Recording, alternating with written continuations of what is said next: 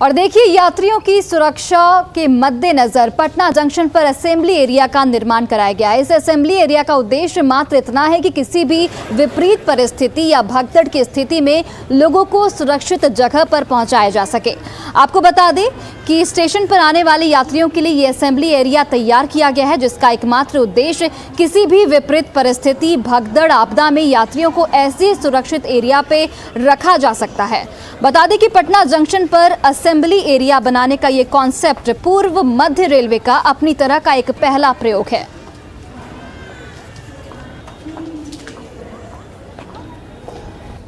पूर्व मध्य रेलवे यात्रियों की सुरक्षा को लगातार ध्यान में रख रहा है और यात्रियों की सुरक्षा के लिए लगातार काम किए जा रहे हैं।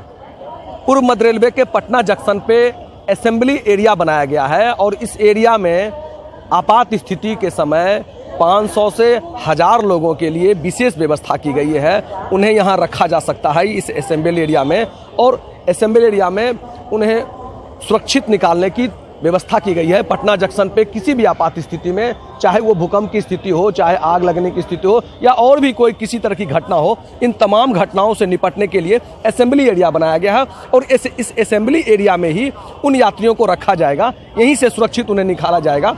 पटना जंक्शन के दोनों छोरों पे बात कर ले, करबिगहिया में भी असेंबली एरिया बनाया गया है और पटना जंक्शन महावीर मंदिर के साइड में भी असेंबली एरिया बनाया गया है। यह पूर्व मध्य रेलवे की कवायद है, जिससे कि यात्रियों की सुरक्षा को काफ़ी अच्छी तरह से रखा जाए, यात्रियों को कोई परेशानी ना हो और आपात स्थितियों में यात्रियों को सुरक्षित रखा जा सके, ये पहल की गई है।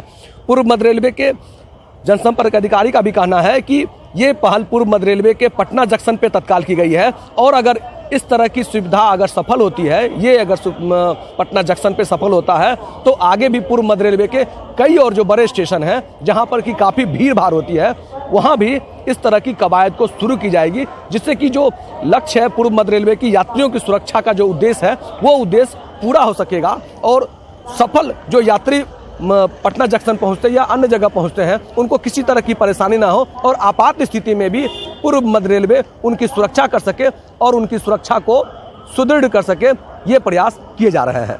न्यूज़ 18 के लिए पटना से धर्मेंद्र कुमार।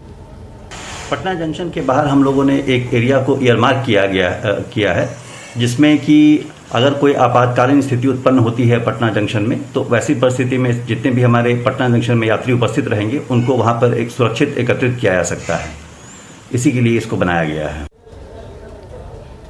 और पटना में इस बार भी शादी में बैंड बाजा और डीजे नहीं बजेगा। सरकार ने अनलॉक 8 के तहत इसकी अनुमति नहीं दी है, जिससे बैंड बाजे वाले बेहद परेशान हैं और उनके सामने रोजी रोटी का संकट आ गया है।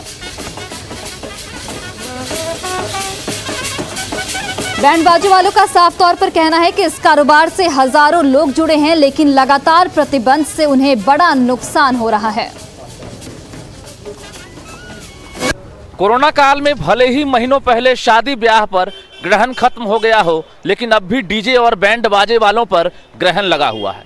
सरकार ने एक बार फिर से अनलॉक 8 के तहत जो डीजे है या फिर बारात लगाने पर पाबंदी लगा दी है।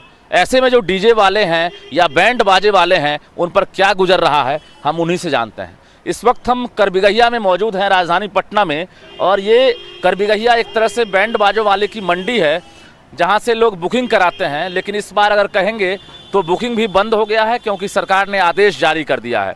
ऐसे में सभी तैयारी में हैं, लेकिन अब तक ग्राहक नहीं पहुंच रहे हैं, बुकिंग नहीं हो रहा है। जरा हम बात करते हैं किस तरह की परेशानी हो रही है। बताइए, एक बार फिर से जो अनलॉक 8 है उसमें पाबंदी लगा दी। कहना है सर ये है कि माननीय मुख्यमंत्री जी 2 साल से तो हम लोग तो ऐसे ही कोरोना काल में परेशान हैं। फिर अभी उम्मीद लगाए थे कि इस बार काम हम लोग का शुरू होगा, पर इस बार भी जब काम से 2 दिन पहले ये बारात बजाने के लिए हम लोग का रोक लगाया गया हैं। आपकी जो बैंड बाजे वाले हैं इसी तरह से अपने जो परिधान है उसमें तैयार रहते हैं, लेकिन अब ग्राहक नहीं आ रहे हैं, बुकिंग नहीं हो रहा है। कुछ और बैंड बाजे वाले, उनसे बात करते हैं।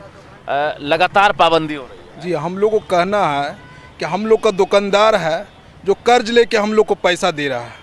हम लोग को बाल बच्चे तो इसी पे जीना है, इसी से मरना है। हम लोग को बड़ा स्थिति खराब हो गया। 2 साल से हम लोग तो बेरोजगार हो चुके। पंजाब बैंड की बात करेंगे, प्रकाश बैंड की बात करेंगे या बच्चा बैंड की बात करेंगे, दुर्गा बैंड, तमाम जो बैंड आप देख पा रहे हैं, एक एक दुकान पर 100 लोग आश्रित हैं। तो ये शहनाई की धुन और बैंड बाजे की धुन जो शादी ब्याह में कभी दरवाजा लगाते थे, लेकिन एक तरह से वर्तमान हालत जो है कहीं ना कहीं बदतर होती जा रही है, क्योंकि पिछले 2 साल से कोरोना की वजह से कोई भी लग्न में इन्हें मौका नहीं मिला बजाने का। ऐसे में सरकार से ये बैंड बजाकर, आज मेरे यार की शादी है, धुन बजाकर गुहार कर रहे हैं कि लग्न में हमें भी मौका दीजिए, क्योंकि हमारा परिवार बैंड बाजा से ही जुड़ा हुआ है और इसी से उसकी दाल रोटी चल रही है। रजनीश कुमार, न्यूज़ 18 पटना। और देखिए